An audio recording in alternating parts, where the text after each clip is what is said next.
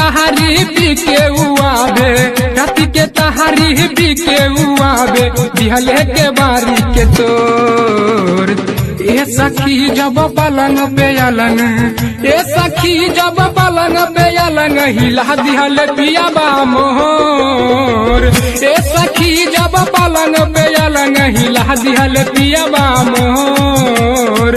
राती के तहारी पी के उआबे, राती के तहारी पी के उआबे, दिहले के बारी के तोर।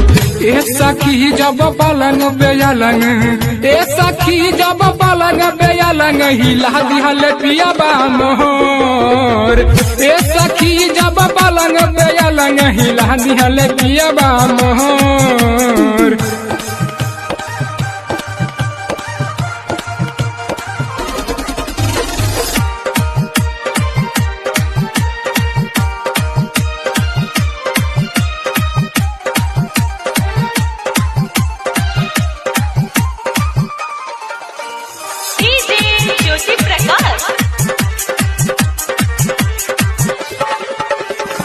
सखी रे कहली हम शादी न करब, तब न बतमल शादी करैलस, तब न बतमल शादी करैलस। सखी रे कहली हम शादी न करब, तब न बतमल शादी करैलस। लंबा न बेहसी छोटा रहे मोट, लंबा न बेहसी छोटा रहे मोट, देखे में सुनर रे ऊ।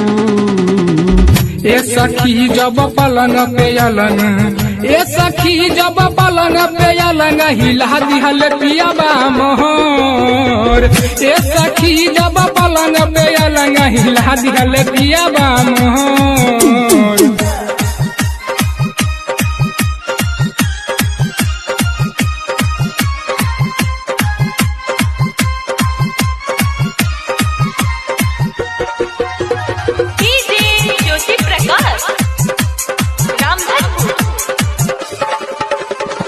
दूध पिए न कबो छाली उखाले, कहला पर हमरा के खूब मारेले, मारेले। हे सखी दूध पिए न कबो छाली उखाले, कहला पर हमरा के खूब मारेले। अभिले रूसला बाबे रे सूतल, अभिले रूसला बाबे रे सूतल, रूसल रहेला अब रोज। ए सखी जब पलंग पे अलंग, ए सखी जब पलंग पे अलंग, हिला दिहले पियाबा मोर। ए सखी जब पलंग पे अलंग, हिला दिहले पियाबा मोर।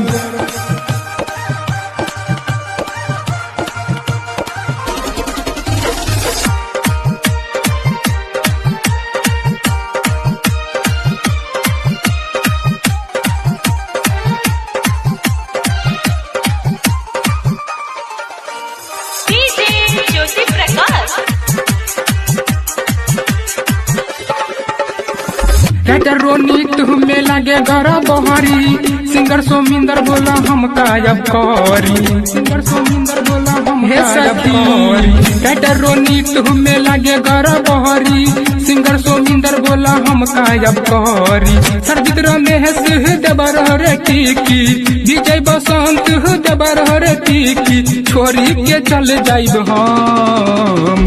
ए सखी जब पलंग पे अलंग, ए सखी जब पलंग पे अलंग, हिला दिहले पियाबा मोर। ए सखी जब पलंग पे अलंग, हिला दिहले पियाबा मोर।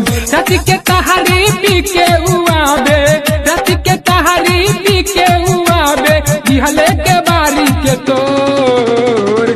ए सखी जब पलंग पे अलंग, ए सखी जब पलंग पे अलंग, हिला दिहले पियाबा मोर। ए सखी जब पलंग पे अलंग, हिला दिहले पियाबा मोर।